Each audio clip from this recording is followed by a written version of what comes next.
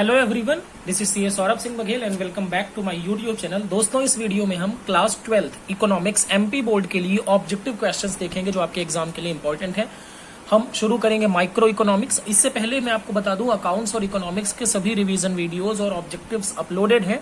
यहाँ पर हम माइक्रो इकोनॉमिक्स के ऑब्जेक्टिव देखेंगे। तो पहले चैप्टर से शुरू करेंगे, लेकिन वीडियो शुरू करें उससे पहले जो लोग चैनल पे पहली बार आए हैं वो चैनल को सब्सक्राइब कर लें और इस वीडियो को आप अपने क्लासमेट्स के साथ जरूर शेयर करें।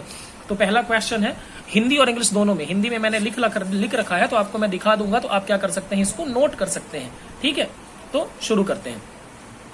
तो पहला है economic problem is problem of, आर्थिक समस्या किसकी समस्या है, तो आंसर है इसका सिलेक्शन। ठीक है, उसके बाद out of it which is true, मतलब निम्नलिखित में से कौन सा सत्य है। ह्यूमन वांट्स आर अनलिमिटेड, आवश्यकताएं असीमित होती हैं। Means are limited, means limited होते हैं। Problems of scarcity given birth to problem of choice, सही बात है। And all of the above, the answer is all of the above. What are the central problems of economy, central problems क्या है, allocation of resources, संसाधनों का वितरण। ठीक है ना, ये सेंट्रल प्रॉब्लम्स है। जल्दी जल्दी कर रहे हैं क्योंकि आपके पास टाइम कम है, तो आप जल्दी से आंसर देख लेंगे। ठीक है, तो ये हिंदी में जल्दी से आप या तो पढ़ लें या नोट कर लें। वीडियो पॉज करके आप पढ़ लें, ठीक है, क्योंकि मैं रुकूंगा तो वीडियो बड़ा हो जाएगा। तो आप देख लीजिए। ठीक है, मैंने जहां पे टिक है वहां पर कर दिया है, ये जैसे ये टिक है। ठीक है, तो जहां पर जो आंसर सही है वो टिक कर दिया है मैंने। ठीक है, आगे चलते हैं। The slope of production possibility curve is, production possibility curve कैसा होता है, ऐसा होता है। तो ये बाईं से दाईं तरफ आ रहा है, तो लेफ्ट टू राइट। उसके बाद economy can be classified as capitalism, socialism, mixed. अर्थव्यवस्था को पूंजीगत, समाजवादी या फिर और मिश्रित, ऑल ऑफ द अबव, सही है। In which economic decisions are taken by the price mechanism, कहाँ मूल्य तंत्र द्वारा निर्णय लिया जाता है, capitalistic. The main of socialistic economies, समाजवादी अर्थव्यवस्था का मुख्य उद्देश्य क्या है, मैक्सिमम सोशल वेलफेयर। उसके बाद इन विच इकोनॉमी देयर इज को existence of private and public sector, कहां पर प्राइवेट और पब्लिक सेक्टर का को एग्जिस्टेंस होता है, मिक्स्ड इकोनॉमी में।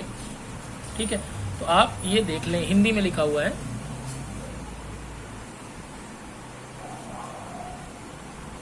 ठीक है, जल्दी से आप पॉज करेंगे वीडियो और इसको नोट कर लेंगे या पढ़ लेंगे। ठीक है, उसके बाद fill in the blanks. Wants are unlimited, आवश्यकताएं क्या होती हैं, असीमित होती हैं। हैव अल्टरनेटिव यूज, रिसोर्सेस के अल्टरनेटिव यूज होते हैं।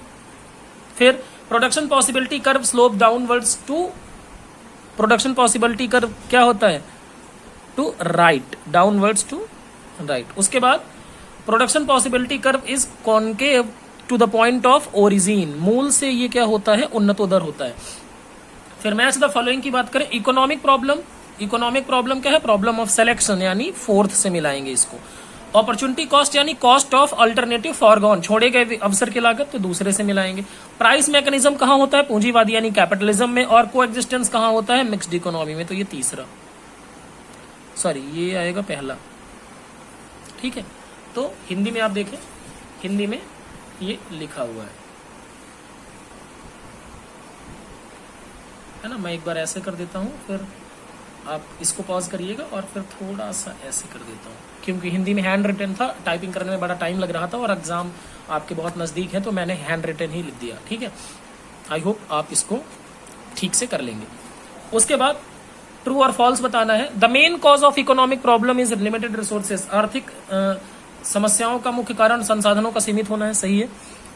Opportunity cost is not part of production, सही है, अपॉर्चुनिटी कॉस्ट प्रोडक्शन का पार्ट नहीं होती। Wants are limited while resources are unlimited, आवश्यकताएं सीमित है जबकि संसाधन असीमित है, गलत है। Opportunity cost is also known as alternative cost, true. ठीक है, उसके बाद एक शब्द में उत्तर दीजिए। अर्थव्यवस्था का मुख्य कारण क्या है, अर्थव्यवस्था का मुख्य कारण क्या है, स्कैरसिटी यानी सीमितता, स्कैरसिटी ऑफ रिसोर्सेस, संसाधनों की सीमितता। What to be produced is type of, ये किसकी प्रॉब्लम है, ये प्रॉब्लम ऑफ अलोकेशन है, ये है problem of allocation of resources. How to produce, ये क्या है, हाउ टू प्रोड्यूस, ये है selection of technique, selection of technique मतलब कौन सी तकनीक का उपयोग किया जाए। उसके बाद फॉर होम टू प्रोड्यूस, ये है डिस्ट्रीब्यूशन की प्रॉब्लम है, ये है डिस्ट्रीब्यूशन, प्रॉब्लम ऑफ डिस्ट्रीब्यूशन, ठीक है। Capitalism, the solution of central problem is done by price mechanism, price mechanism. What are the types of economic system, 3 types होते हैं, कौन कौन से? कैपिटलिस्टिक यानी पूंजीवादी, सोशलिस्टिक यानी समाजवादी, और मिश्रित यानी मिक्स्ड। हिंदी में लिखे हुए हैं, आप देखें, जल्दी से आप वीडियो पॉज करके इसको नोट कर लें या लिख लें, ठीक है। आगे चलते हैं। उसके बाद आते हैं आपका अगला चैप्टर है जो कंज्यूमर बिहेवियर एंड डिमांड। देखें इसमें 3 चैप्टर हैं। एक पहला है आपका कंज्यूमर इक्विलिब्रियम यानी उपभोक्ता साम्य, उसके बाद है डिमांड, और उसके बाद है इलास्टिसिटी ऑफ डिमांड। तो इन तीनों चैप्टर्स को मिला के आपको आएगा 4 नंबर का ऑब्जेक्टिव। तो हम यहाँ पहला चैप्टर कर रहे हैं कंज्यूमर इक्विलिब्रियम। इसके बाद अगला वीडियो आपको जो मिलेगा अभी आधे से 1 घंटे बाद मिल जाएगा इस वीडियो को अपलोड करने के, तो वहां पर आपको मिलेगा demand and elasticity of demand, ठीक है। तो शुरू करते हैं। इंपॉर्टेंट चैप्टर है, इसको छोड़िएगा नहीं बिल्कुल भी। Who gave the cardinal approach of utility, यानी संख्यावाचक अवधारणा यूटिलिटी की किसने दी थी? मार्शल ने दी थी। अब मैं आपको एक क्वेश्चन मुझसे रह गया, मैं आपको बताना चाहूंगा यहाँ पर, प्लीज थोड़ा सा ध्यान दीजिएगा। प्रोडक्शन पॉसिबिलिटी फ्रंटियर से, प्रोडक्शन पॉसिबिलिटी फ्रंटियर को ट्रांसफॉर्मेशन, ध्यान से सुन लेना, ट्रांसफॉर्मेशन कर्व भी कहा जाता है। ट्रांसफॉर्मेशन कर्व यानी परिवर्तन वक्र, ध्यान से सुन लेना, हिंदी मीडियम और English medium.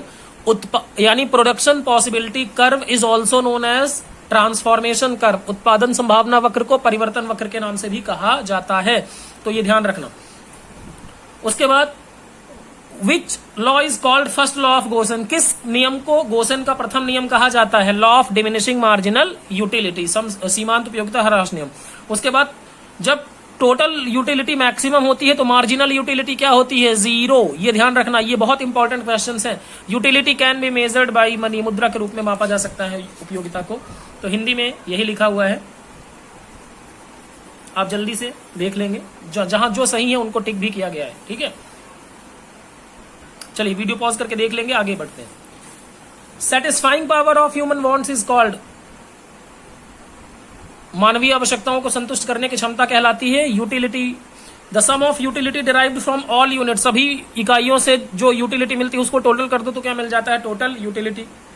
Fill in the blanks, the sum the total utility is sum of marginal utilities, यानी जितनी सीमांत उपयोगिताएं हैं उनको जोड़ दीजिए तो आपको टोटल यूटिलिटी मिल जाएगा। When marginal utility is 0, total utility is maximum, जब मार्जिनल यूटिलिटी 0 होती है तो total utility maximum. At the point of satiety marginal utility, यानी तुष्टिकरण पे के बिंदु पे मार्जिनल यूटिलिटी कितना होगा? 0, 0। Consumer equilibrium is the position where total utility is maximum, total utility क्या है?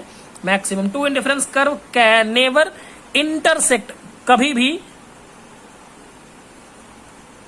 2 उदासीनता वक्र एक दूसरे को काट नहीं सकते। तो ये देखें, हिंदी में लिखा हुआ है, जल्दी से आप वीडियो पॉज करके नोट कर लेंगे या पढ़ लेंगे, है ना।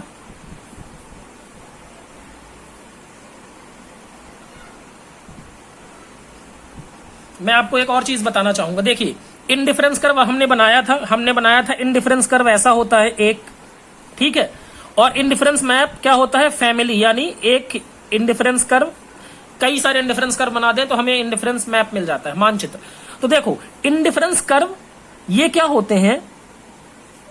ये क्या है? कन्वेक्स टू ओरिजिन, यानी मूल से उत्तल है। दूसरी चीज देखना, ये इनडिफरेंस कर्व, मान लो ये IC1 है, IC2 और IC3, तो सबसे ज्यादा यूटिलिटी मिलेगी, सबसे ज्यादा उपयोगिता मिलेगी IC3 में। मतलब हाईएस्ट लेवल पे जो होगा, जो इनडिफरेंस कर्व ऊपर होगा वो ज्यादा यूटिलिटी देगा, मतलब उच्च उदासीनता वक्र उच्च स्तर की उपयोगिता देंगे। बहुत इंपॉर्टेंट है, ध्यान से सुन लो इसको। उसके बाद इनडिफरेंस कर्व कभी भी ऐसे नहीं हो सकते, मतलब एक दूसरे को काट नहीं सकते। तीसरी चीज, इनडिफरेंस कर्व कभी भी ना तो एक्स अक्ष को छुएंगे ना वाई अक्ष को छुएंगे, मतलब ये ना तो एक्स को छुएंगे ना वाई को छुएंगे। तो ये चीजें आप ध्यान रखिएगा।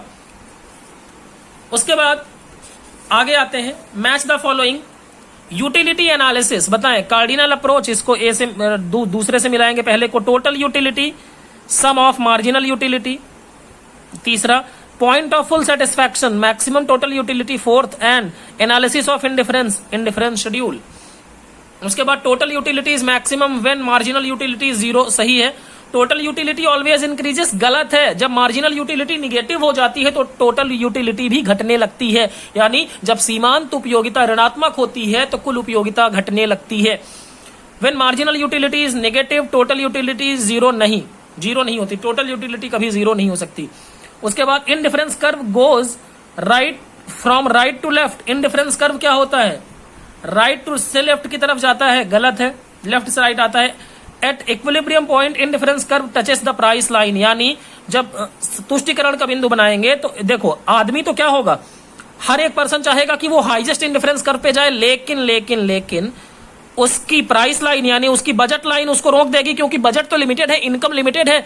तो जहां पर इसको इक्विलिब्रियम बोलेंगे वहां पर ये बजट लाइन और इंडिफरेंस कर्व टच होंगे आपस में, ठीक है। तो ये ध्यान, प्राइस लाइन को ही यानी मूल्य रेखा को ही बजट रेखा भी कहते हैं, ध्यान रखना। इसका इंपॉर्टेंट क्वेश्चंस जो हैं वो अपलोडेड किए जा चुके हैं, 17 नंबर के चैप्टर्स में है, तो आप उसको भी जाके आई बटन पे चेक कर सकते हैं। हिंदी में देख लें आप जल्दी से, हिंदी में वीडियो पॉज करें और देखें, ठीक है, जल्दी से। Okay, thank you. आगे चलते हैं, एक शब्द में उत्तर दीजिए। Where consumer behaviour studied, consumer behaviour कहां पढ़ा जाता है? माइक्रो इकोनॉमिक्स में यानी व्यष्टि अर्थशास्त्र में। Who gave the law of equi marginal utility? Gaussian ने दिया था, यानी एच गोसेन। इसको गोसेन का द्वितीय नियम भी कहा जाता है, यानी सेकेंड लॉ ऑफ गोसेन। उसके बाद how is indifference curve towards main point? Indifference curve main point से कैसे होते हैं? कन्वेक्स होते हैं, यानी उत्तल होते हैं। With what utility is related? Utility किससे रिलेटेड होती है? यूटिलिटी सेटिस्फैक्शन से रिलेटेड होती है, satisfaction. Law of equi marginal utility को कहा जाता है second law of Gaussian, second law of Gaussian, यानी सम सीमांत उपयोगिता नियम को गोसेन का द्वितीय नियम भी कहा जाता है। तो हिंदी में देखें, ये लिखा हुआ है आपका, ठीक है। गोसेन का प्रथम नियम नहीं, प्रथम नियम तो वो है आपका सीमांत उपयोगिता ह्रास नियम, ठीक है ना, ये है आपका द्वितीय नियम। तो ये थे आपके पहले चैप्टर और कंज्यूमर बिहेवियर के ऑब्जेक्टिव क्वेश्चन। इसके बाद आपको demand and elasticity of demand के क्वेश्चंस जल्दी से ही मिल जाएंगे। तो अगर आपको ये वीडियो अच्छा लगा तो कमेंट करके फीडबैक जरूर दें, कोई डाउट हो तो पूछ सकते हैं। और हाँ, जिन लोगों को अगर कोई डाउट है तो मुझे मेरा नंबर भी है 8839756373, इस पे मुझे व्हाट्सएप के थ्रू आप मुझसे इन्फॉर्मेशन पूछ सकते हैं, अकाउंट या इकोनॉमिक्स में कोई भी डाउट है तो। Thank you very much.